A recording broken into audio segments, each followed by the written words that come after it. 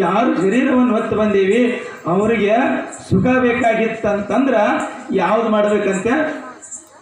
ಶಿವಮಂತ್ರ ಬೇಕಾಗಿತ್ತು. ಅದನ್ನ ಅಪ್ಪ ಬಸವಣ್ಣ ಒಂದು ಮಾತು ಹೇಳ್ತಾನ, ಏನಂದ್ರ ಆವನಾದೊಡೇನು ಶ್ರೀ ಮಹಾದೇವನ ನೆನೆಯ ಬಾಯಿ ತಾಂಬೂಲವ ಮೆಲ್ಬೇಕು. ಆವನಾದೊಡೇನು ಶ್ರೀ ಮಹಾದೇವನ ನೆನೆಯ ಬೀಳುದುಡಿಗೆ ದೊಡಿವೆ. ಆವನಾದೊಡೇನು ಶ್ರೀ ಮಹಾದೇವನ ನೆನೆವ ಪಾದರಕ್ಷೆ ಕಾಯ್ದು ಬದುಕುವೆ ಕೂಡಲ ಸಂಗಮ ದೇವ.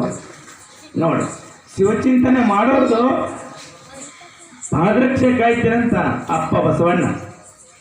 ಆಮೇಲೆ ಈ ಶರೀರವನ್ನು ಹೊತ್ತು ಬಂದೀವಿ ಅಂದ್ರೆ ನಾವು ಸುಖ ಆಗಬೇಕಾಗಿತ್ತು, ನಾವು ಒಂದಿಷ್ಟು ಮುಕ್ತರಾಗಬೇಕಾಗಿತ್ತು ಅಂದ್ರೆ ಯಾವುದು ಬೇಕಂದ್ರೆ ಶಿವಪಂಚಾಕ್ಷರಿ ಮಂತ್ರ ಬೇಕು.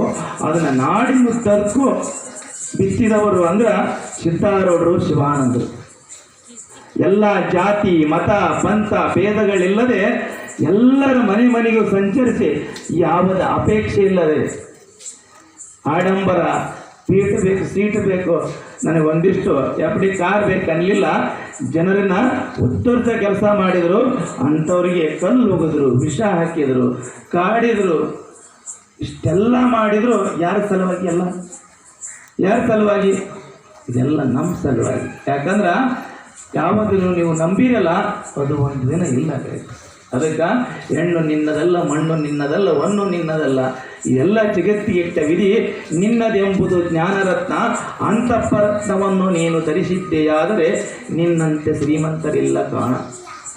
ಗುಹೇಶ್ವರ ಅಂತ ಅಲ್ಲಮ ಪ್ರಭುಗಳು. ಅದಕ್ಕೆ ನಾವು ಯಾವುದನ್ನು ಗಳಿಸ್ಬೇಕಂದ್ರೆ ಜ್ಞಾನರತ್ನವನ್ನು ಗಳಿಸ್ಬೇಕು. ಮಕ್ಕಳಿಗೆ ಸಂಸ್ಕಾರ ಕಲಿಸ್ಬೇಕು.